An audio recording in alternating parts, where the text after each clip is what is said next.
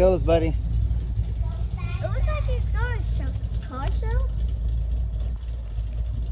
That's it.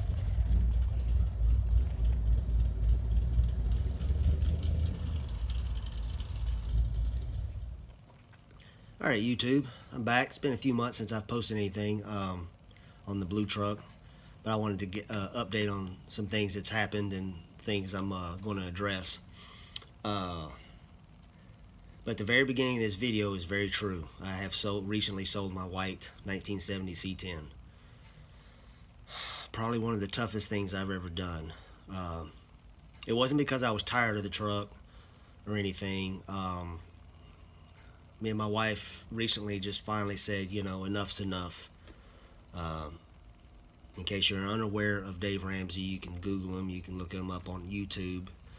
But we've been following his teachings for a while. Finally went to his Financial Peace University, and we finally just said we're done with this debt. We need to get all our debt paid off and move forward. Start putting payments towards investments and in us. So selling that truck was a big step forward in paying off debt, so that's why it's gone. That's the only reason why it's gone. It wasn't because I was tired of it or just, you know, wife said you need to get rid of it. No, none of that stuff. So that was a very hard day for me, very, very emotional, but I don't regret it. I do miss the truck. I wish I could drive it right now, but I don't regret doing it. And I think in the long run, it will be the best thing I've ever done. And I'll definitely have more C10s. I'll definitely have another one. My goal is to have a short bed, so that's why I sold it. Basically, just, you know, responsibility just finally said, you know what? It's either keep going down this path and pretending like nothing's wrong, or grab a hold of it, do something about it, and move forward. And so that's what that's what we're doing, me and my wife, and we're trying to do right by our kids, by the family, trying to kind of change the family tree, if you would, kind of teach them that, you know, debt's dumb and paying cash for things is the way to go. Not making payments, not owing people money. Every time you get a paycheck, you're distributing so much of your money to other people, so you feel a slave at that point. To your paycheck's a slave to others. You know, they get paid, you don't. So, but enough of that. I will not be selling the 66. I need to have something. I got to have something to drive, something to work on. It's just a passion for me. But enough of that. So now the 66 is in the garage, and I'm obviously, you can see behind me, I'm inside the cab, and I think I told you on the last video when I was driving the truck, on a little test drive, was having fuel issues. Well, those temporarily went away, but they came back, and they came back with a vengeance. And I did not realize how bad the gas tank was until I drained that thing out and looked inside there. It was awful. I can't believe the truck ran this long, even with the old stock 283 and the you know, manual carburetor, or I mean manual fuel pump. And but it did. Excuse me, I got a kind of a coming off a cold, so my voice sounds a little rough right now. But that gas tank was junk. My goal sometime in the future was to put a gas tank under the bed, you know, relocate it to the back. But with the cost of those tanks being twice, almost triple the cost of one behind the seat, and like I said at the beginning, we're trying to get out of debt, so I'm trying to save money. I had to just say, I got to have a gas tank, so I went back with what's behind the seat. I went back with the factory stuff because I don't have to buy any extra fuel line. I don't have to relocate the pump. I don't have to relocate or do anything special. Everything just fits. So that was why I went this route. Plus, it was the cheaper route. Got a cough drop in my mouth. Anyways, so I'm going to show y'all a little extra that I did to the gas tank to, I think, help me with my fuel pressure issues and possibly vapor lock. Let me show you what I've done. Alright, first things first, I wanted to show you this ugly turd. Y'all need to look inside here. This is disgusting. guys, girls, if you're watching, I cannot believe this gas tank lasted this long. I don't know if I can zoom in there. Look at that. Look at that. If I'd have known this a long time ago, I'd replace this tank years ago, shortly after I got the truck. I can't believe that. Yeah. Say goodbye to that tank. Alright, so there's the new tank.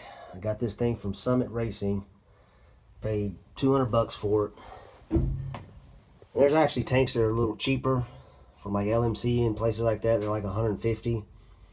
But I got a Summit Racing close to where I live in Arlington, Texas. So, and they had one in stock, so I went just down there to go get one. Went ahead and went to get a new sending unit. Went ahead and pre-bent me a hard line out of 3/8. Kind of making marks where I should bend. And now, you might be looking like, what is that rubber line for?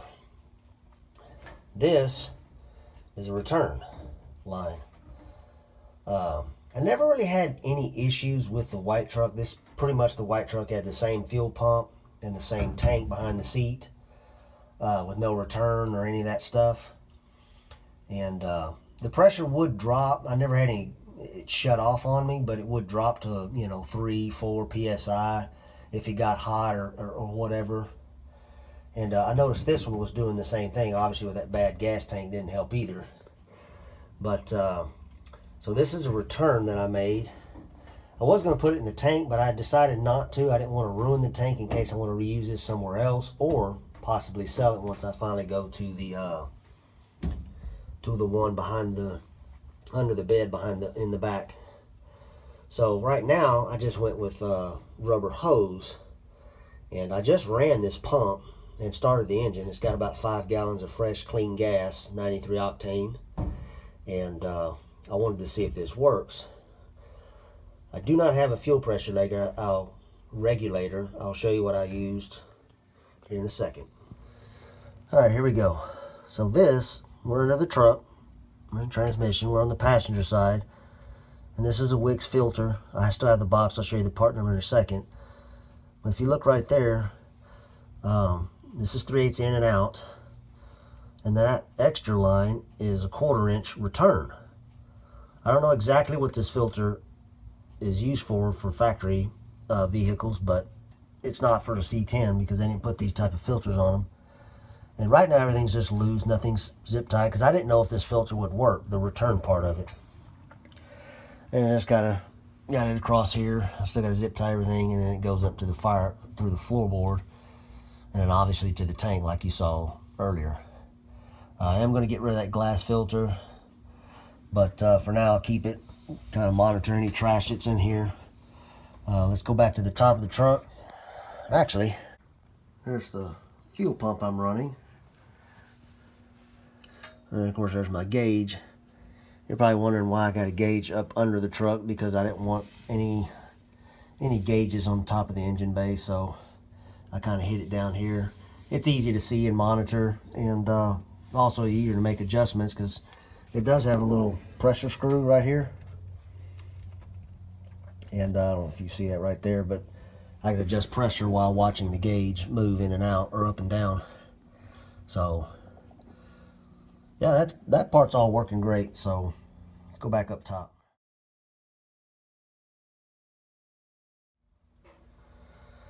All right, so we're back up top. So I thought originally I was going to put this fitting on top of the tank, but I decided not to, because if once I eliminate the behind the seat system and go to under the bed, this tank should probably still be in good shape. So I thought, I'd maybe resell it, get 40-50 bucks out of it. So I decided to do the sending unit, and so this is a 90-degree 1/4 inch nipple into a 3/8 NPT. Drilled a 3/8 hole in it, and it threaded nice and tight, because they're tapered, and it started getting tight as it went in. And I got some that Loctite, that white white paste, thread sealant. Stuff works really good. So so far so good. Everything seemed to work pretty good.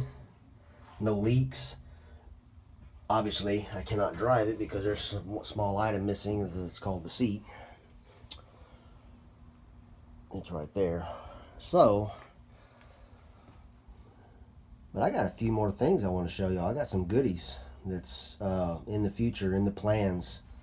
Let's show you the boxes. Alright, 64 through 66 instrument harness with gauges. It's a brand new harness.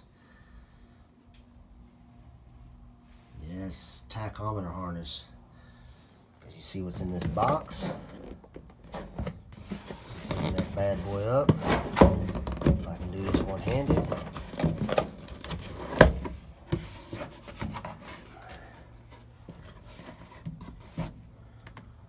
Oh yes. We're going to be counting RPMs all the way to 5,000. I wish they made these at 6,000 RPMs actually, but 5,000 is better than nothing. So, oh yeah, I can't wait to install that. But that is that's one of the items I got coming on, or going to be going on pretty soon. Let's show you the other ones. Alright guys, in this little wagon here are a couple of boxes. Look in there, CPP. You might have an idea what this is already. Yes. This is my disc brake conversion stuff. New master cylinder, adjusting proportioning valve. This is the 1-inch bore master cylinder because I think I'm going to stick with the manual brakes. I hope I don't regret that decision, but for now that's what we're sticking with. Here's the calipers. Calipers are in the blue box. Brackets, bearings, seals, and then there's the hoses right there. Oh yes. 2-inch modular drop spindles. There's the other. And then the main item, the disc brake rotor. Keeping it 6 lug. I will have to replace the drum brake wheels because they do not work on disc brakes. I'll get some Series 62 from Wheel Ventiques and probably just sell these. So the only thing else I lack on the disc brake swap that I need to get is the hardline. I've been back and forth with what I wanted to get, pre-bent stuff or do my own stuff, and I've decided I'm going to go ahead and do my own stuff. It's going to be about the same cost because I don't have the tools to do it, mainly the flaring tool. Eastwood makes a flaring tool, looks like a very nice piece, so I'm going to probably get that one. I have a tubing bender right here, but it only does 1/4 inch, 5/16 and 3/8. And I believe brake line is 3/16. I'm not 100% sure, but and if it is, I'll just get a 3/16 tubing bender. Let's see what else. I just need to get the wheels. Haven't really decided on the color. I'm thinking either I'm going to do blue, white, or black. Obviously the blue that's already on it looks great, but I'm kind of leaning towards the white, especially with the chrome hubcap. I think that'll look really nice. Of course, black wheels with the chrome hubcaps always look good, so I'm kind of leaning towards the white, but I just have to stay tuned and see what I choose on that. But that's pretty much it. Fuel system, I believe, is done. Obviously, I haven't driven the truck because there's no seat in it, and I got to get all that done. Put all that back together, and I'll go drive it. And I'm hoping, for now, the fuel system will be 100% until I move it to under the bed. But yeah, I don't want to bore y'all too long. Kind of wanted to catch y'all up with what's been going on, and so 2020 we have a few projects going on, and I hope y'all stay tuned to watch and stay subscribed and keep liking my stuff. I try to make my videos as good as I possibly can. I know there's people out there making better, but I've seen a lot worse. So hopefully I'm in the middle and most people like it. Um, like I always say, if you have any questions or comments, you can always leave one, and I'll try to answer them as best as possible, assuming they're not condescending or rude or anything like that. But yeah, y'all have a great day, great Christmas, and see y'all in 2020.